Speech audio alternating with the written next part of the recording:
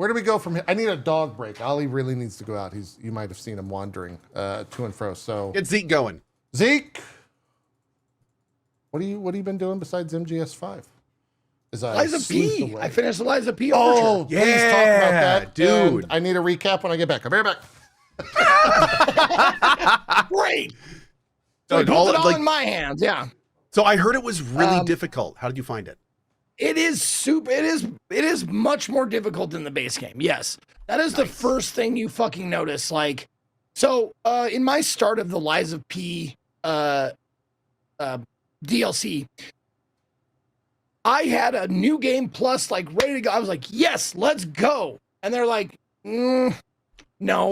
In order to get the DLC, you have to not have completed the game, but be up to chapter 9, which is a hike. Yeah, that's a little bit. Yeah, I think it's chapter 9. I'm pretty sure it's chapter 9. Okay. I mean, I'm sure Chad will correct me on that. But in order to get to it, you have to have you either take your new game plus file. If you've beaten Liza P and you have a new game plus file, you have to take that or a new game up to chapter 9, which, you know, for people who love the game is not that big of a deal. I enjoyed my time with it, taking it back to where the DLC opens up. And it's now chapter 5. Yeah, I was gonna say Chad is saying they changed it or patched it. Yeah. Okay. Well, I did a pre-patch then. But it was fun. I didn't mind it at all. I didn't mind going through the game again and getting all the items and getting all the stuff. It was fun. It was nice to revisit. And especially since they give you, like, right out the gate, like, they give you that Wukong weapon, which is, like, better than any starting weapon and better than most weapons you'll get in the game, period. So, like, I did the Wukong weapon, like, throughout the entire fucking DLC. It's still great. So, yeah. And I mean, there are some unlocks that are in the DLC. I'm pretty sure I got most of them, if not all of the new weapons that you can get. Awesome. I didn't try a lot of them out because, you know, my build was centered around the weapon I used to get there. But apparently there's, did I say Wukong? Wulong. Sorry, my bad. I apologize. Okay. Yeah. A crossover I was thinking weapon. monkey game. Yeah, it's a big long glaive. Choppy stabby weapon. I remember you talking about that last week. But I took that all the way through the DLC, and man, it is difficult. It's very difficult. I do recommend, like, I looked it up and I was like, what are the level recommendations for the DLC? And they're not wrong. You probably want to be somewhere like 90 or above, like level 90 or above. The sweet spot to get into it is probably around 100, but I started at like 87, 88 or something like that. But I got all the way through it, and the boss designs are excellent. The story, however, is like really fun, really good to like uncover. It's a very cool offshoot to the Liza P story, and it is. I did like going through the core game. It was good. Like the stories, pieces here and there, the lore, you get like all the twists and turns that you took. It was good. This one is like a more concise, and has more like story elements to it. And I was all about it. I was here. Interesting. For it. Yeah, and I've heard of this. It is fucking like heartbreaking at times. I'm not going to spoil anything, but like, oh wow, it's gut wrenching. It gets you in, like, it for me personally, it got me like really invested in like what was happening and shit like that.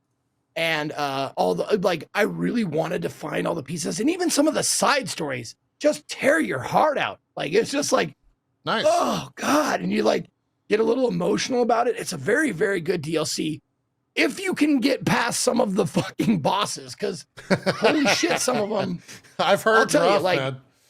I am not ashamed of going to a boss and going, like, okay, let's see how this boss works, and I'm like, slice once, and they're like, and I just like fall to pieces like Wile E. Coyote, just like little chunks of me falling on the ground. I'm like, well, that sucks. Yeah. And I go a second time, and the same thing happens, and I'm like, you know what? I'm gonna look it up. So I look it up and like, how to beat this person, how to beat this boss. Did that help? They're like, okay, try this. Yeah, it did. Sometimes it helps. Okay.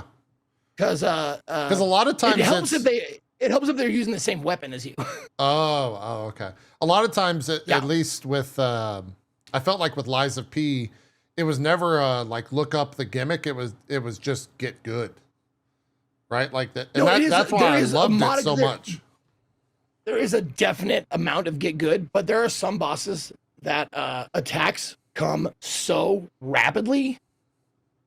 It is, yes. If that is how you get joy out of your video game, by learning the bosses, learning the bosses every single like move pattern, like he does a 5-hit combo and then a 7-hit combo and then a 3-hit combo and then a 4-hit combo. Some of these bosses have like 20 different combos they can use. Oh yeah. So learning all of them, if that's your joy, I love you for it. Go get it. For me, I'm like, how can I beat this boss without turning down the difficulty? And that's all I want. Yeah. So, oh man. Some people went there and they were like, all right, dude, get this Legion arm, get this weapon. Make sure you have these to pump you up. Make sure you have these throwables. And I was like, all right. So I go in there and I'm like, it's going to probably take a couple of tries. And it did. And I'm like, okay, throw and then do this and then grab and then slice and then do that. I was like following directions, and I love following directions. I'm a big fan of directions. So like, I'm sitting there like, okay, puppet string and do this and then throw this thing and then hit him and then back up and then hit him again and back up again and then slam and then yes and then boom, and it still was very satisfying. I didn't feel cheated at all by not learning the moveset. I was like, I followed directions and I made a pizza. Great. There you go. boom. But that's what I'm saying. Like, that's where like my joy came from, like someone else helping me and not turning down difficulty. However, there's an asterisk. Uh-oh. Did you turn it down on the final boss?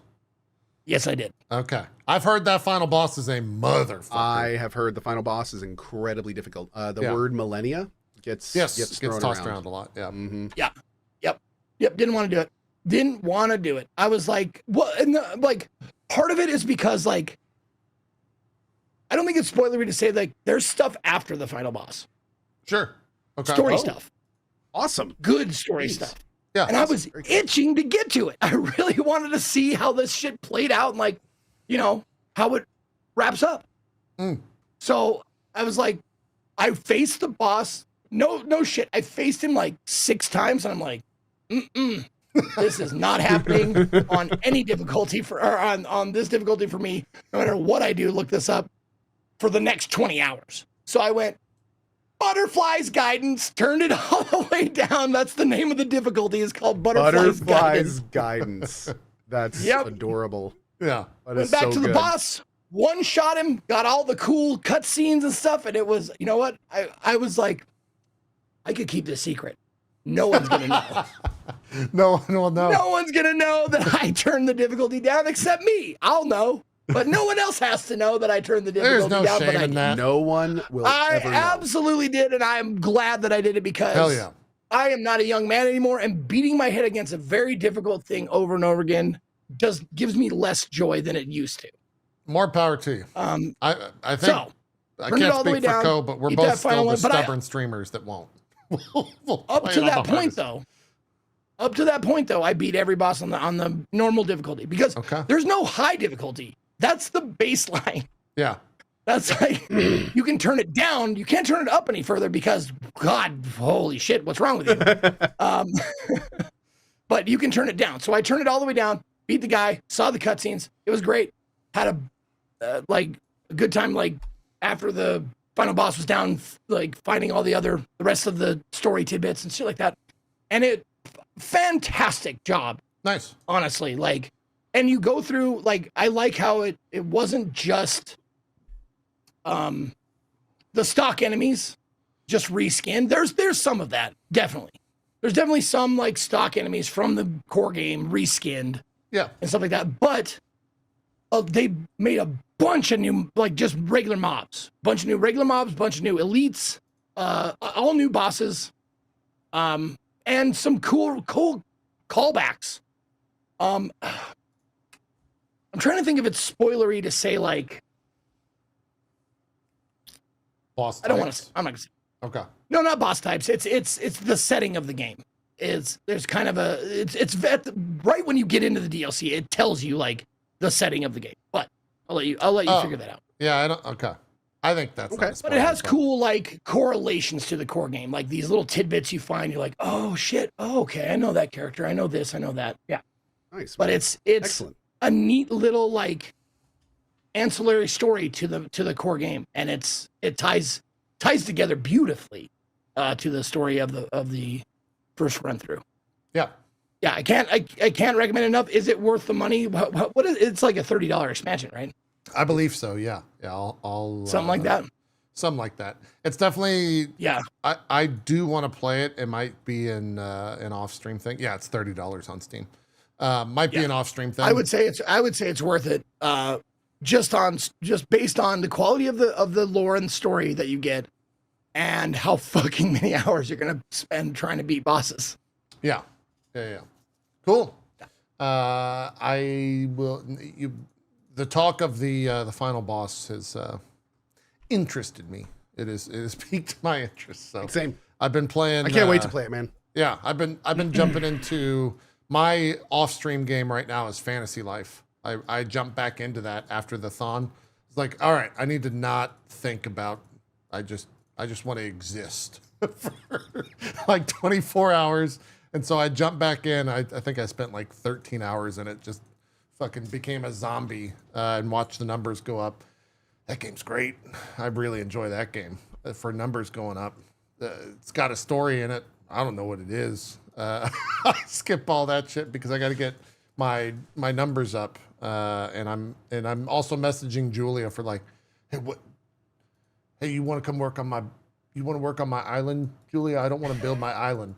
You want to build this island for me? What?